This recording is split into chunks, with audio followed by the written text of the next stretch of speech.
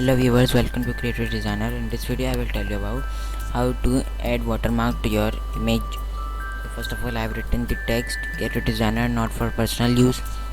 Select both of them. First select one first, then hold shift and select the second one and decrease the opacity. 40 is okay for this example. It's done. Second example is this. Select both the layers, decrease the opacity. 60 is okay for this example. It's done. Thanks for watching.